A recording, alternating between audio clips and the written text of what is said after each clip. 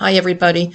I'm Ro from the Literacy Center, and today I would like to read to you one of my favorite stories.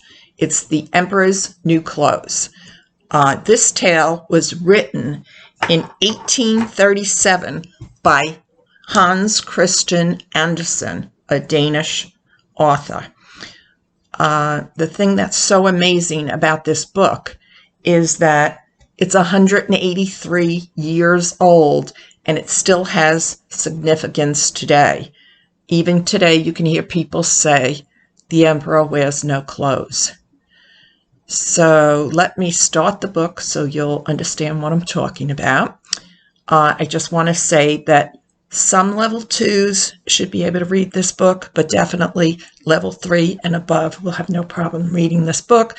So as I'm reading it, you can click on the pause button, and that will stop it, and you can see the words and try to read them after I've read them.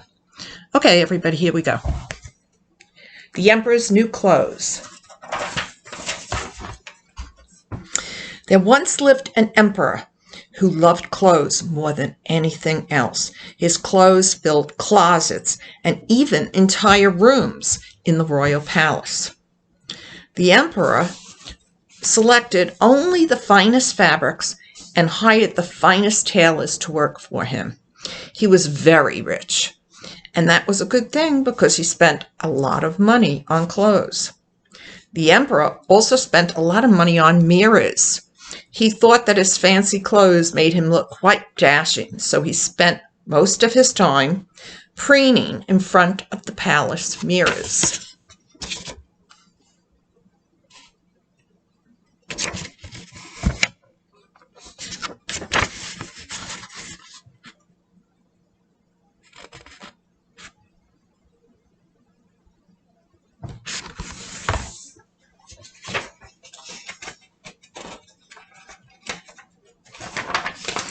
The emperor's pride was well known throughout the kingdom.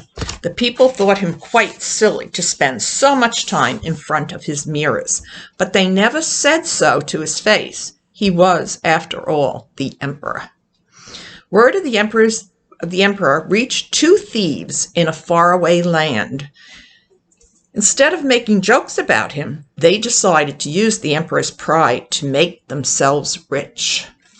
The thieves dressed up as traveling tailors and made the long journey to the emperor's palace.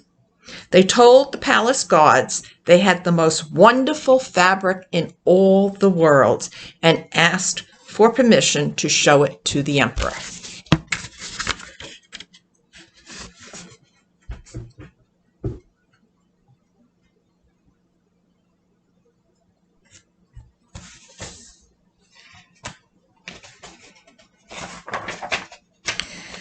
The sneaky tailors explained to the emperor and his wife that their fabric was not only wonderful, but magical too.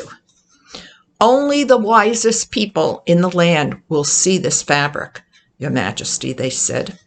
It will be invisible to fools or those who are unfit for their office.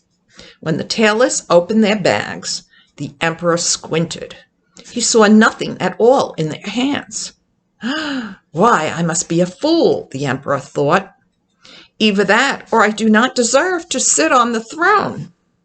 The emperor asked his wife what she thought of the fabric. It is the most beautiful fabric I have ever seen, she said uneasily.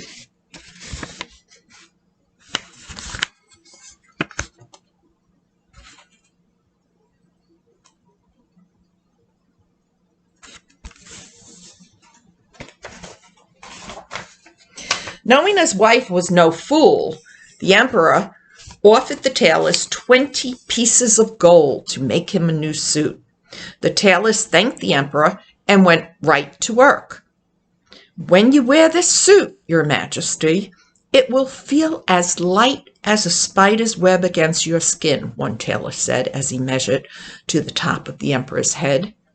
You might even feel as though you're wearing nothing at all. Indeed, this must be the most wonderful fabric in the world, the emperor said. The tailors smiled slyly and winked at each other behind the emperor's back. They had finished sizing him up.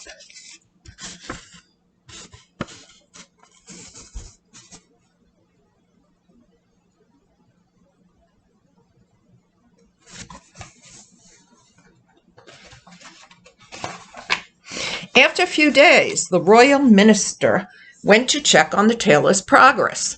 The minister was stunned by what he didn't see.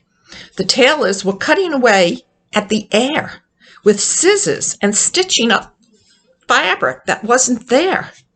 Is it possible that I'm a fool? The minister gulped. Seeing the minister, one of the tailors said, "Please tell the emperor his suit will be ready soon. But first, please order us another tray of food. All this hard work is making us very hungry." That must be true, the minister thought as he saw apple cores, chicken legs, and bits of cheese all over the floor. The tailors must be working hard on something.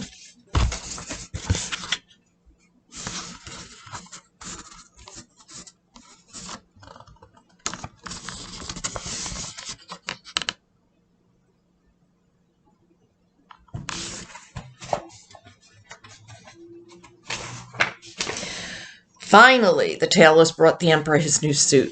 He put it on slowly, careful not to snag the fine stitching he couldn't see. Then he strutted around the room.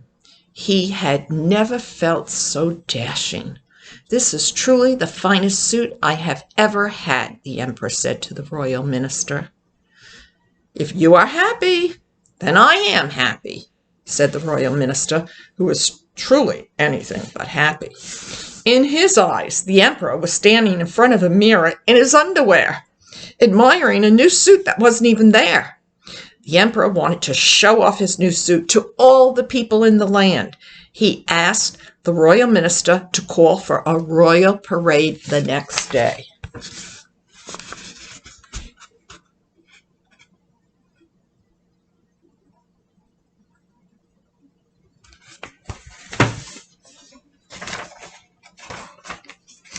The people were excited about the parade too. They had long ago grown bored with stories of the emperor's clothes, but what interested them now was the new magical fabric. Everyone wanted to find out which among them were the fools. On the day of the parade, everyone pushed and shoved to get the best view. But when the emperor appeared, the people were shocked. The emperor was in his underwear. No one in the crowd could see the emperor's suit, but no one would say so out loud. No one wanted to look like a fool. Instead, the people said, "How handsome you look, Your Majesty."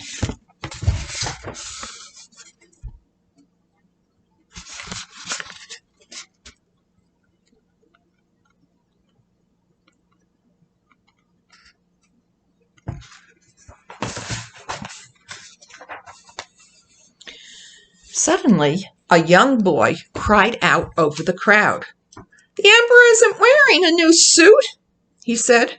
"What is everybody talking about? All the emperor is wearing is his underwear." The emperor quickly turned to the people. They stood in stunned silence. Instantly, the emperor knew the boy was telling the truth. He realized that he had been a fool, and now he was sitting before his people in his underwear. The people in the crowd began to laugh. They realized that they had been foolish too. The people had pretended to see a suit which did not exist. They were afraid of what the others would think if they told the emperor the truth.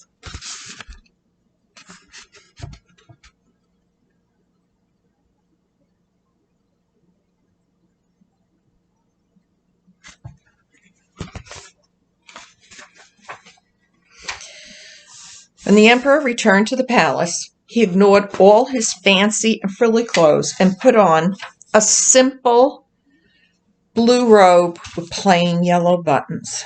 "That's better," he said, slipping on the robe. For the first time, the emperor left his room without looking in his mirror. Then he invited the honest young boy to his court. I have decided to make you a junior minister. You risk being called a fool to tell me the truth, the emperor said. You will always be one of my most trusted friends. Thank you, your majesty, the boy said. I will always be honest with you, even if you don't like what I have to say.